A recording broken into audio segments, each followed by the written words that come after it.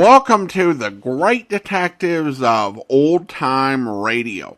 From Boise, Idaho, this is your host, Adam Graham. If you have a comment, email it to me, box13@greatdetectives.net. Follow us on Twitter at Radio Detectives, and check us out on Instagram, instagram.com/greatdetectives. If you're enjoying the podcast, please follow us using your favorite podcast software.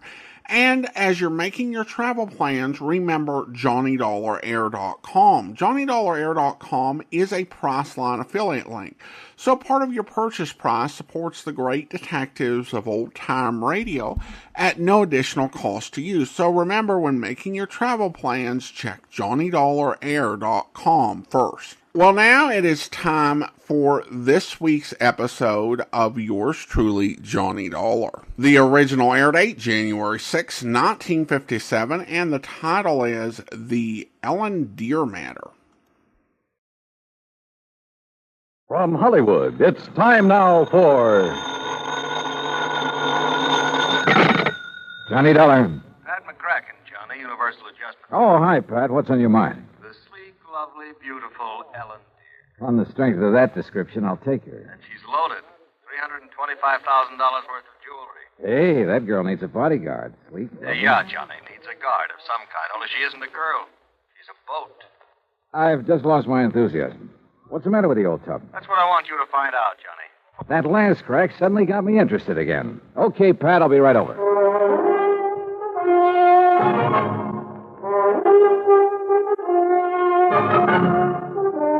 Bob Bailey in the exciting adventures of the man with the action-packed expense account. America's fabulous freelance insurance investigator. Yours truly, Johnny Dollar.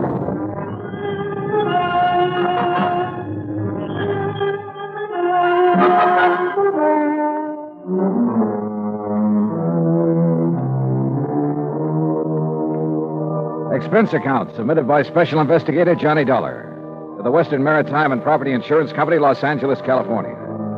Following is an account of expenses incurred during my investigation of the Ellen Deer matter. Expense account item 1, 90 cents, taxi from my apartment to the offices of Universal Adjustment Bureau in Hartford. Pat McCracken's usual smile was noticeably missing when I walked in on him. Come in, Johnny, and sit down. Thanks. Oh, and you're to bill Western Maritime and Property on this one instead of us. Okay, but how are you involved? We handle all their claims that are of any size. Sorry. You ever hear of Randolph Berman? I know of a jeweler down in New York. That's the one. And if you know him, Johnny, you've been putting too much gravy in your expense account. I said no of him. Didn't he bring in the Star of Cape Town and the Kamandu Emerald? That's right. Everybody seems to think he's a crook, and yet somehow he manages to handle some of the finest jewels in the world. How could an honest man afford it? Yeah. This time it's the Bettenhouse collection. It's out of Hungary. Oh, yeah, I read about that. Only I thought somebody down in Mexico owned it. Yeah, a fellow named Rigo Mariani, down in Guadalajara. He's the one who sold it to Randolph Berman. Okay, now. Is this Ellen Deer you mentioned Berman's wife? No. Former wife. He's in about his fifth. All beautiful, dumb dolls. But more important, it's the name of his 72-foot motor cruiser.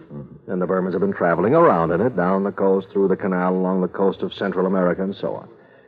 Anyhow, when he got word that the Bettenhouse collection could be had, he wasted no time in getting to Guadalajara. And that's where Western Maritime and Property comes in. Right. They had already written a policy on the boat for $52,000. Their main office in Los Angeles was close at hand, so he had them write the policy on the jewel. Is that where Berman is now, in Los Angeles? Oh, no. He's still in Mexico. Didn't want to move with those priceless rocks until he was certain of the insurance. And before Western would write it, of course, they wanted the collection appraised. Naturally. But who in Mexico? Jacques Jean-Pierre, famous gemologist, was right there in Guadalajara, to look over the collection himself. So he made the appraisal. The policy has been issued. $325,000. I still don't see anything wrong with the whole deal, Pat. There isn't anything wrong with it yet. But in spite of Berman's standing in the profession, his reputation, it isn't everything it might be. Come to think of it, wasn't there a killing or two involved in this acquisition of the Star of Cape Town? There have been several things like that. He's been involved in attempts to smuggle in some valuable pieces. He He always managed somehow to come out smelling like a rose. Legally, perfectly clean, you understand? But you still don't... Oh, no. And with his planning to carry that load of stuff around in his yacht. Yeah, I see what you mean. If anything happened to those rocks or the boat, over $300,000 right out the window. Exactly. Now, belatedly, Western is worried about it, and they'll pay good money to have you assuage their worries. You have a Mexican tourist card? Sure, from my last fishing trip down there. Then I think you better go down and guard that collection until Berman gets it safely up into the States. He's considered quite the host. He'll probably be perfectly willing to have you aboard. Now, this is the kind of assignment I like. Yachting in the Blue Pacific. But surely he hasn't got his boat parked in Guadalajara. That's over 100 miles inland. No, it's at Mazatlan.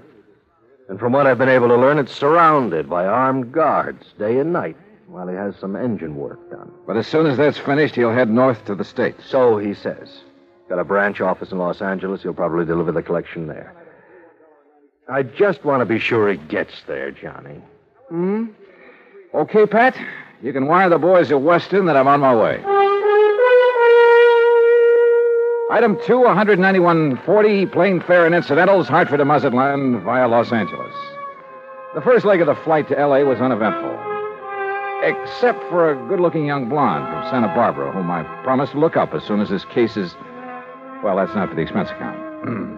When we arrived at the Los Angeles International Airport, I learned that I'd have a three-quarter-hour wait for my plane to Mazatlan. So I grabbed a magazine, that's item 3, 35 cents, when I heard my name being called on the PA system. Johnny Dollar, report to Pan American Airways desk. With the thought in mind that perhaps my little friend from the plane might have decided to stay over in L.A. Her name was Rita, by the way. I lost no time in getting over to the Pan Am desk. Mr. Dollar? Yeah? Johnny Dollar? That's right. I'm Arthur, Western Maritime and Property Insurance Company. Oh, yeah. How do, Mr. Arthur? Planning to go on down to Mazatlan with me? No. But meet Monsieur Jacques Jean-Pierre. Monsieur Dollar, I am honored. How are you, Mr. Jean-Pierre? This is the gentleman who appraised the Benton House collection for us. Oh, yes. I so am that an they could expert. issue the policy on it to Mr. Berman. Oh, yes. Yes, he's done this sort of thing for us many times. Oh, I don't know now, how I'm many... afraid that he's brought us rather bad news. Something's already happened to the collection? Well, not exactly. Not for the whole collection. No, not the whole... please. That is, I'm not quite sure. What I mean is... Yeah, just what do you mean, Mr. Arthur? Perhaps I should explain to Monsieur Dollar, eh? Well, I think somebody better. Yes, you go ahead, Jacques. Yeah, very well. And while you're doing it, I'll cancel the rest of Mr. Dollar's reservation to Mazatlan. Yes, I'll do that. Oh, Claire... Oh, no, wait a minute. First, let me find out what this is all about. Oui. Oh, very well. Jacques here was in Guadalajara when the Benton House collection became available for purchase. Yes, Monsieur Dollar. I had gone there in the hope that some of the pieces might be purchased separately. So? Alas, such was not the case. The Mariani firm decided to dispose of the collection only as a whole. I see. Well, what's this bad news you have? I am getting to Yes, that. you see, it's this No, way. please. Please. Well, then go ahead, Jacques. Thank you. Monsieur Dollar, interested as I was, I looked over the collection very carefully, each individual piece. And you must believe me, to an expert like myself, every facet of every gem has a character all its own. A precious stone is like a face to me, always to be remembered. Yeah. Well, go on, please. I simply wish to make it clear to you, monsieur, that every item in the Benton House collection is completely familiar to me. Oh, it is? As are many other important gems throughout the world. You know, each is like a friend. And each stone in him is like a face to you. Precisely. Always to be remembered. Yes. Look, well, the collection is purchased by Monsieur Randolph Berman. Yes, Mr. Berman. Please. He wishes to insure it in Monsieur Arthur's company. Yeah, I know all that. Well, Monsieur Arthur requests by telephone that I appraise it. $325,000. Then you know. I know. So I stay at Guadalajara a few days to wait Monsieur Arthur's check for my services. You want to be sure the check... Please. I visit some of my old friends among the jewel setters. And then, on the third day, what do you think happens? You tell me. Johnny, this is it. In the shop... No, please, Monsieur I'm Arthur. sorry. In the shop of my friend Garcia Hernandez, I watch him work on the mount for a beautiful diamond. And suddenly, I see that the stone is an old friend. One from the Benton House collection? Oui. The Calabar diamond that was supposedly in the possession of Monsieur Berman. You're sure of the identity of that stone, Mr. Jean-Pierre? Please. As I told you, monsieur, a precious stone to me. Yeah, it's like a face to you. So what you figure, Arthur, is that you've insured a boatload of $300,000 worth of gems on the way to the USA, and maybe they're not on board. Exactly. Unless, of course... Mr. Jean-Pierre, did you tell Mr. Berman about this one stone? Oh, I went immediately to Mazatlan, where I knew he had his boat, the LND. Well, what did he say? Alas, he had sailed away. Did you learn his destination? Oh, yes. Los Angeles, Johnny, right here. He has a branch office. Well, has he had time to get here yet? I don't think so. Have you tried radioing to his yacht? No, I've done nothing. You see, I didn't learn about this until Mr. Jean-Pierre arrived just a few hours ago. Yes, I came up on the aeroplane, the better to arrive and speak with Monsieur Arthur before Monsieur Berman would arrive. Do you know where Berman plans to dock his boat? Well, I'll tell you. Probably the port in San Pedro, if he is coming here. But who can be sure? Usually on vacation trips, he docks down the coast of Balboa, the yacht club. Or who knows, he might even... Yeah. He might have no intention of coming up to the States at all. He might not even have the jewels with him. Arthur, do you know where his branch office is? Oh, yes, it's in Los Angeles. Well, actually, it's in Beverly Hills. Got a car? Yeah. Then let's go.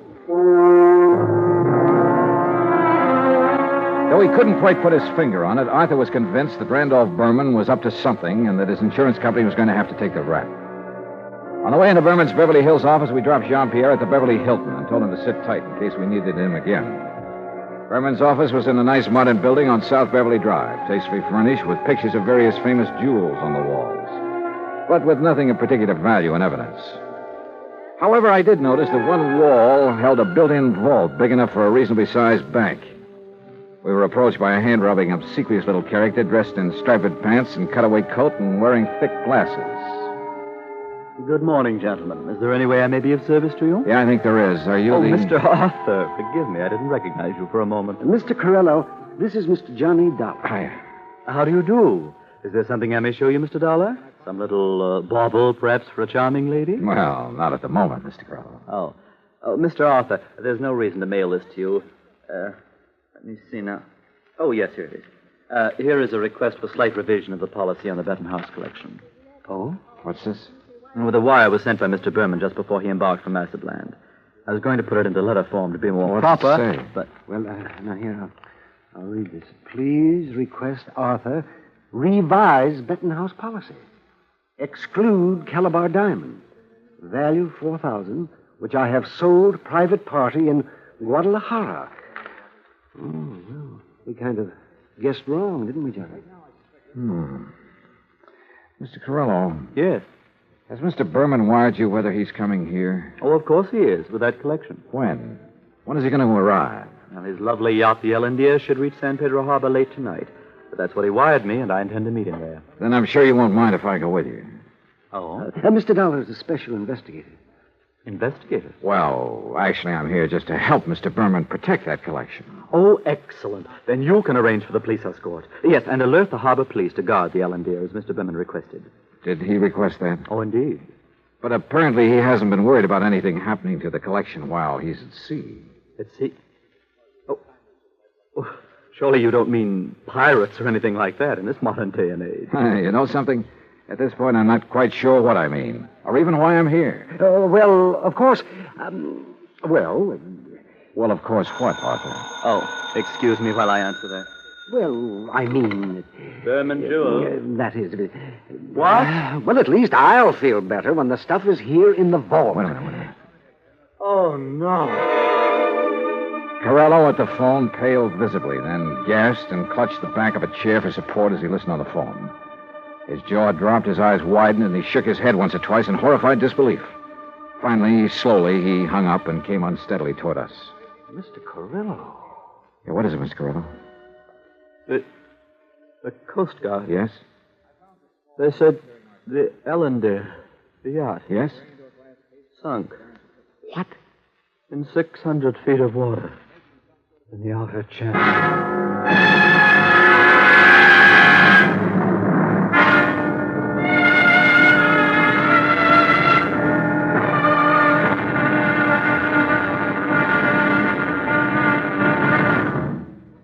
Act Two of yours truly, Johnny Dollar, in just a moment.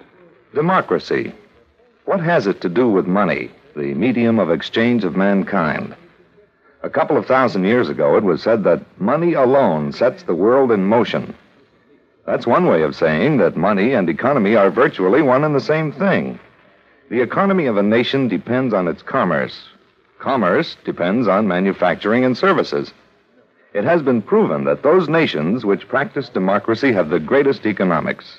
That means money, more money for more people, and a greater freedom of opportunity to earn a higher standard of living. That's why democracy provides mankind with its richest legacy of freedom. Now, Act Two of yours truly, Johnny Dollar, and the Ellen Deer matter.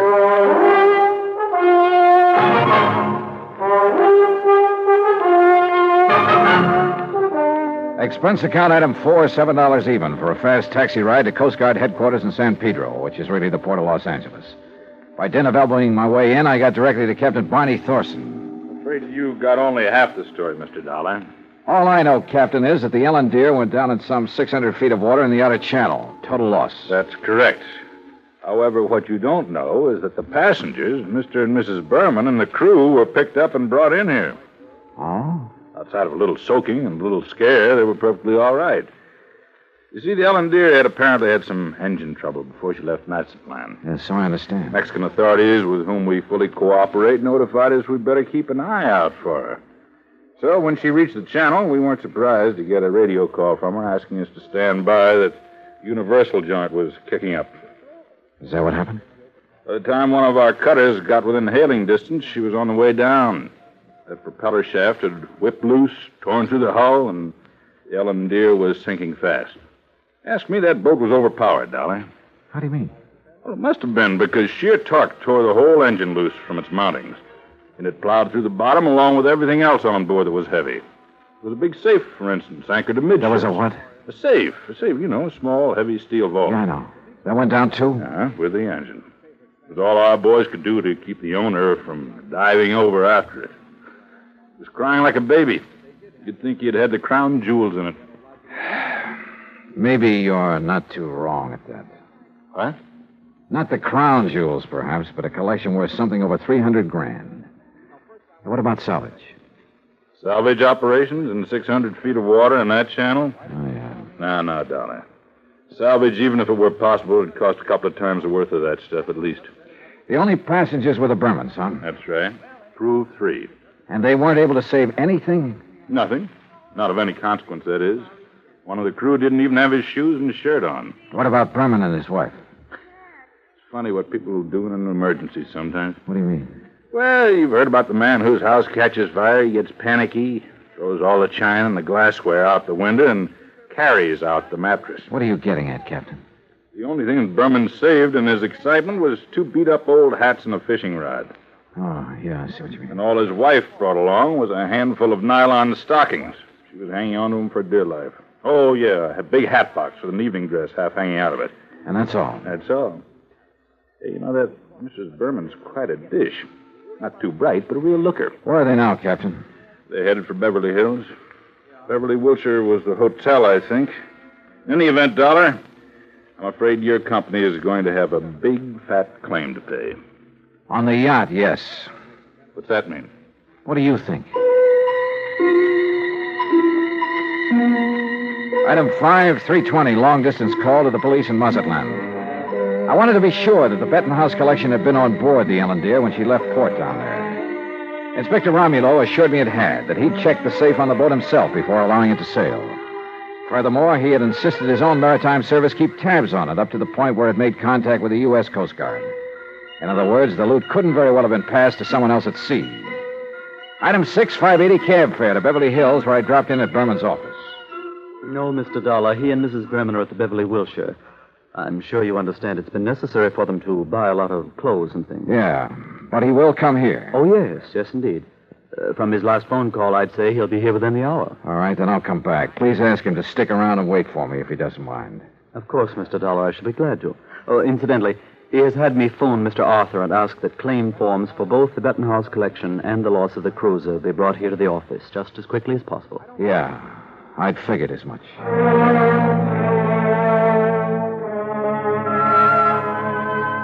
Berman wasn't wasting any time. Oh, I know there still wasn't any concrete evidence that Berman was trying to pull a fast one. Ostensibly, the only reason for my trip out here was to watch over that fabulous jewel collection. A lot of good I'd been. He'd lost the collection and his boats, and the company'd have to pay. Then a wild idea hit me. I suddenly remembered something that had happened months ago, last July to be exact, when a big passenger liner, the Andrea Doria, had sunk off the Atlantic coast. According to the papers, when the survivors were brought into the port, the usual customs inspection was waived. And it occurred to me at the time that every one of those people could have easily smuggled in anything he could carry or conceal in his clothing. I'm not saying it did happen. I'm sure it didn't. But it could have. And if such an idea occurred to me, why not to a man like Berman, who was already pretty well known for his tricks to evade customs? Item 6, 20 cents, phone call to the Coast Guard and Captain Thorson. Thorson speaking. Johnny Dollar, Captain. Answer me just one question, will you? Sure, what? When you brought them in, were the Bermans required to pass through customs? Well, no, of course not. There'd hardly be any reason to... Thank you very much.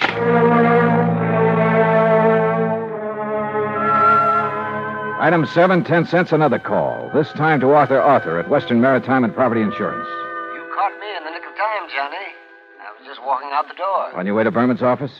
Why, yes. With a handful of claims forms? Yes.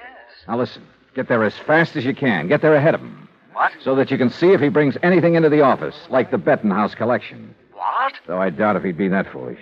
Foolish or not, how could he, Johnny? That collection, unfortunately, is at the bottom of the ocean. Listen to me. Keep him there. Maybe on the pretext of having to wait for me. Any reason you can think of. I'm afraid I don't understand. Just hold him until I get there, understand? Very well, Johnny. But what are you going to do? Arthur, I may have to break in and rob a hotel room.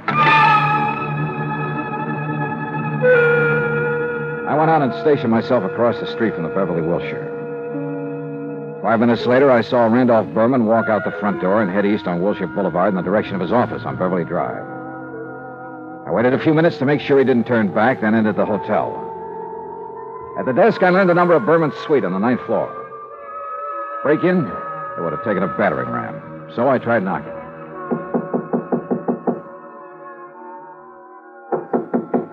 All right. You don't have to bust down the door. What's the matter? You forget your key and... No. Get out of here, buddy. Randy said not to let anybody in. He's out buying us clothes. Oh, he'd tell you to let me in, baby. Hey, who are you? Hernandez sent me up here from Guadalajara. Oh, well, then come in. Oh, you are in? Yeah. Well, have a drink then. No, thanks. A girl's entitled to a couple of drinks after that dousing in the ocean, and you might as well... What about Hernandez? Your husband sold him the wrong stone from that collection. Sold? Oh, he gave it to him. Oh, then you know about it. Oh, sure. So he could make a legit-looking change in the insurance and convince everybody he was on the up and... You sure you're from Hernandez? You kidding? How else would I know about the whole deal? I don't know. Hey, Randy said not to let anybody in here or he'd kill me. Dumb blonde, he called me. You? A smart, beautiful girl like you? Oh, hey, you're okay. My name's Vi. Come on, let's have a drink. No, thanks. Listen, Vi. I've got to get the right stone from that collection, the caliber diamond. Then I'll leave this one I've got in my pocket here. Which one you got? Let me see it. Oh, no. Only Mr. Berman. And only when he gives me the caliber. Well, which one you got there, huh? Oh, never mind. I'll show it to Mr. Berman. I just want to see it. Not until I get the caliber from the collection. So, if he isn't here, if he's taken it to the office, I'll just... You think he's crazy? Let everybody know he... Let me see the one you have, huh? Look, I just told you. Anyway, how do I know I can trust you? I didn't even see you in Guadalajara. Oh, now you sound like Randy. Dumb blonde, he said. Keep the door locked. But I let the bellboy in with the drinks, and I let you in, didn't I? Now, let me see the one you got. Will you, if I get you the other one? From the hat box that didn't have to go through customs? How did you know? Hey, you're a cutie. I bet you read about the Andrea Doria, just like Randy did. Well, now let's have Where is the hat box, Vi?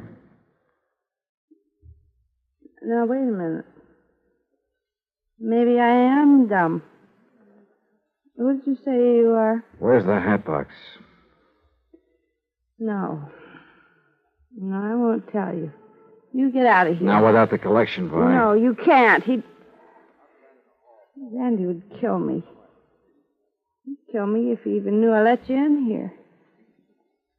Who are you? Johnny Dollar, insurance investigator. Oh, please, Johnny, get out of here. The stuff in the bedroom? You can't go in there. I mean it. He'd kill me. Sorry, but that's your worry. Oh, no. Stop it or I'll scratch your eyes out. Hey, Now you pull in those claws, baby. No, you... Well, I hate to do this, but... No, help! Yeah, that's right. Get the manager up here. Get the police up here. Police? Oh, no. Oh, yes. Then you'd really be in trouble. You'd be better off if Berman tried to kill you. Now, where's the stuff? It's in the closet, on the floor, in the hat box. Thanks.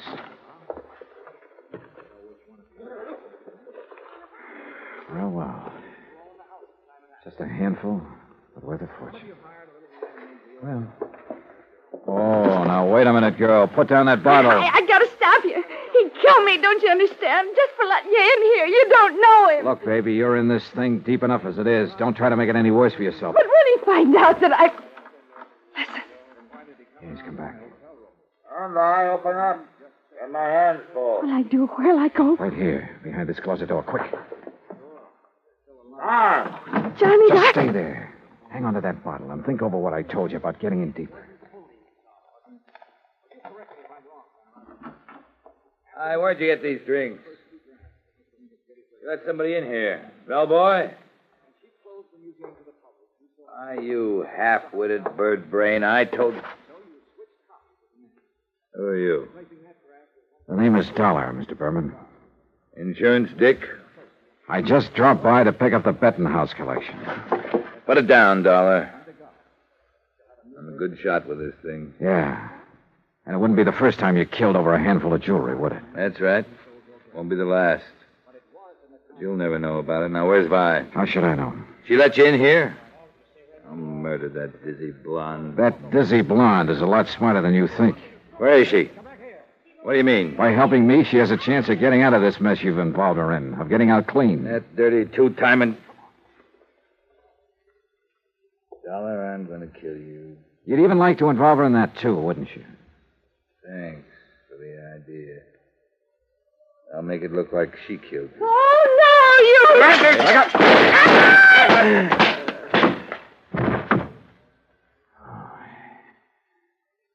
Nice work with that bottle, Vi. Sorry he missed you. Please, you won't let him... No, don't worry, baby. He won't bother anybody. Not for a long, long time.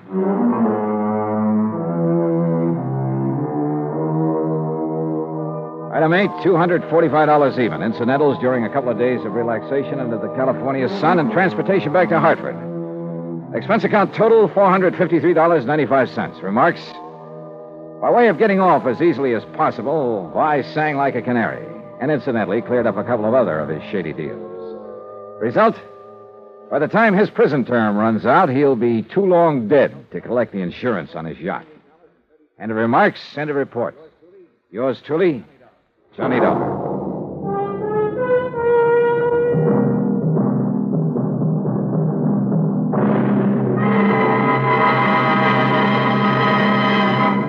Now, here is our star to tell you about next week's story. Next week, the DeSalle matter. And I promise you a double-barrel thrill in it.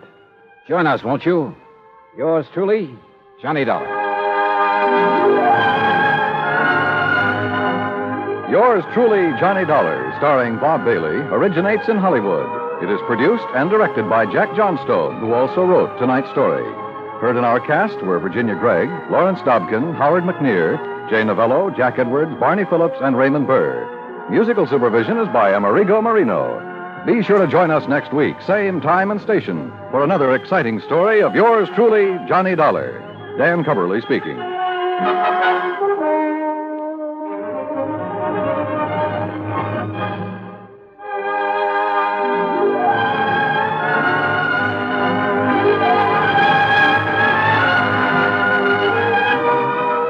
Johnny Dollar has come to you through the worldwide facilities of the United States Armed Forces Radio and Television Service.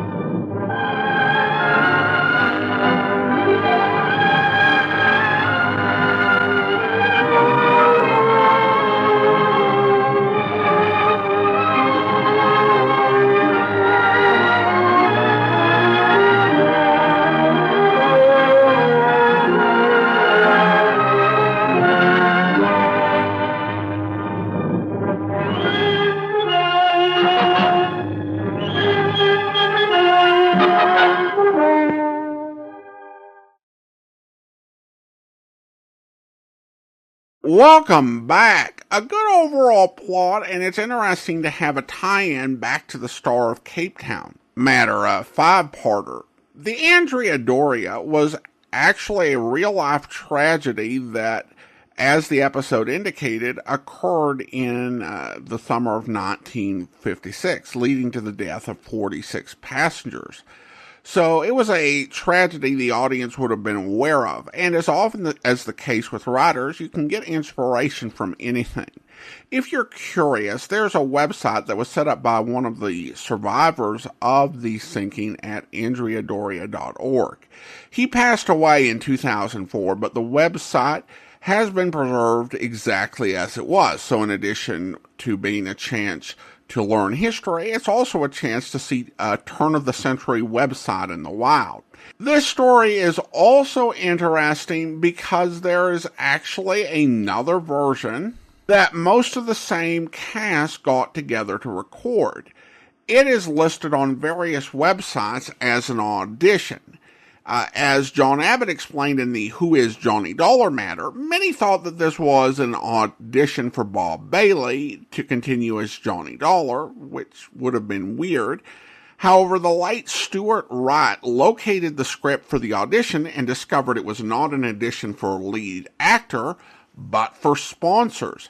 And essentially, the actors came in and reperformed the script for Union Scale, but the announcer went ahead and did 6 different commercials for various companies at different junctures in the story. Now, whether this was a situation where they were auditioning multiple lead sponsors or they were testing out the later format for ads that you would hear on not only Johnny Dollar but other CBS programs, such as Suspense and Gunsmoke, where you would have 4 or 5 ad breaks in the program. I don't know. In terms of the story itself for this audition version, the only change appears to be that John Daner took the part that was played by Raymond Burr in the broadcast version, which makes sense, as even though they had different voices, they were often cast for similar roles. The opening is slightly different as well. The part of the script Mr. Abbott reprinted in his book offers a potential answer to a question in the broadcast version, because there's a point where the recording cuts out. Pat said he wanted Johnny to look into it for his company, and Johnny said, "That last crack suddenly got me interested again." And it was clear that there was a little bit of the exchange missing. Now, we can't 100% for sure say what was in the broadcast version, but Mr. Abbott reprinted the portion of the audition script, which again had slightly different lines in some cases. And Pat McCracken said that after stating that he wanted Johnny to look into it, he said, "For a slight consideration, of course."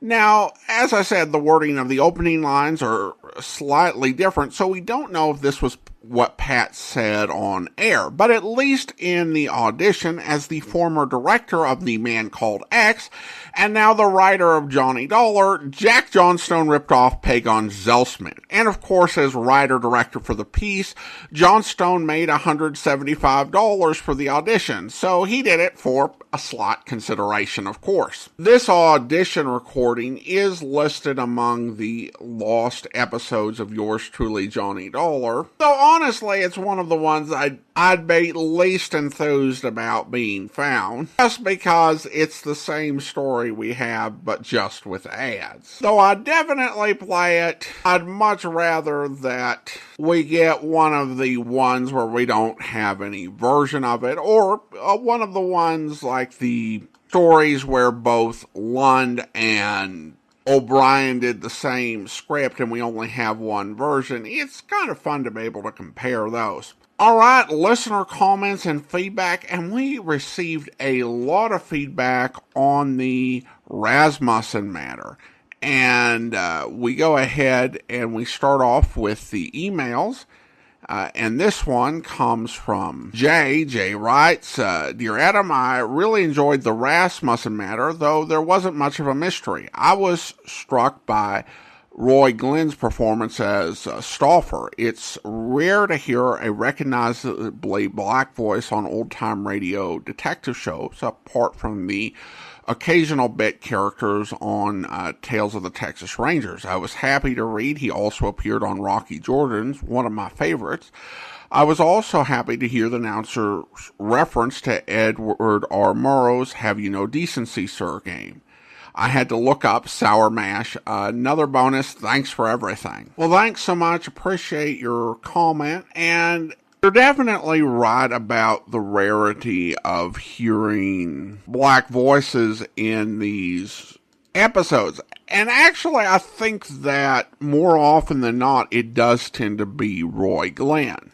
Because he not only did Rocky Jordan, and did, I think, an episode or two of Tales of the Texas Rangers and several Johnny Dollars. He also did some Broadway Is My Beat. Glenn was a very talented character actor, probably best known for his work in the supporting cast of Amos and Andy in a variety of roles on both radio and television, but really able to be quite versatile. He was actually in an episode of Video Theater a couple months back on Sheriff of Cochise. And then Russ emails in, Adam, I recently listened to the Yours Truly Johnny Dollar episode, The Rasmussen Matter, and found myself in tears. Having lost my dad last year, the episode stirred up memories of my father and I reconciling our differences during the last months of his life. It was very moving. And then Derek writes, not to get too emotional here, but by the time the episode ended, my eyes were already tearing up. The way the father approached the unworthy daughter-in-law reminded me of how God approaches us. He'll forgive our past if only we'll give him a chance. Wow, thank you for your channel. And Emmett writes, absolutely one of the best dramas of the old-time radio era. The script takes full advantage of Virginia Gregg's and Bob Bailey's talent. It's one I'll keep for introducing friends to the treasures to be found in radio's classic days. And Sarah writes, this has to be my favorite episode so far. I loved how Johnny didn't want to break the old man's heart while being cynical, and justifiably so, but then managed to show us compassion and ends up healing two hearts in the process.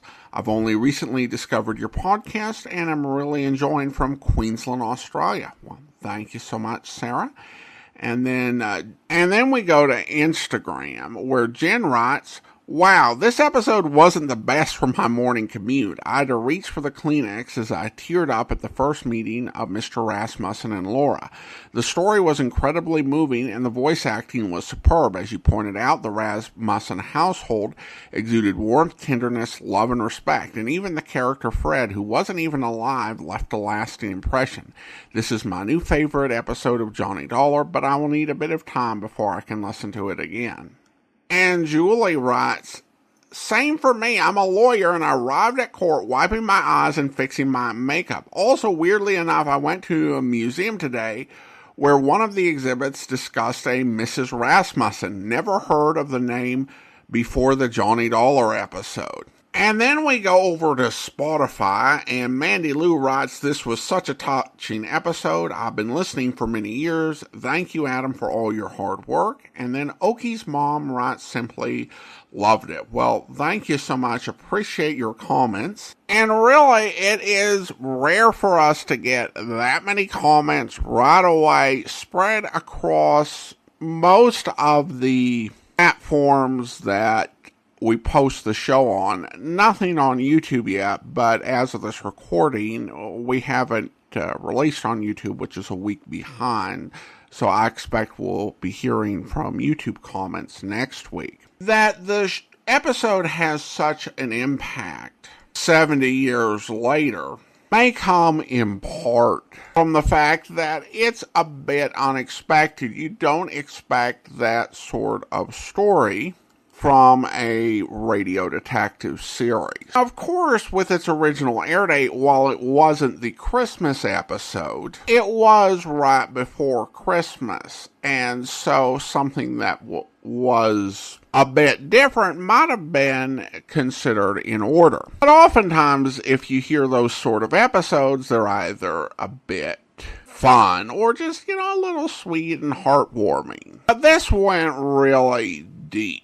And it really speaks to people's hearts and to their experiences. And we talked about when we played the Rasmussen Matter that name John Dawson, which was on this script, is usually, at least during the serial era, it was a pseudonym for E. Jack Newman, who was a very talented Edgar-winning writer who wrote so many radio scripts and actually created multiple television series. But this one radio script might be the best thing that he ever did. So again, I appreciate the tremendous response to this episode and appreciate everyone's thoughts. Thank you so much. And I think just a great illustration of the power of radio storytelling.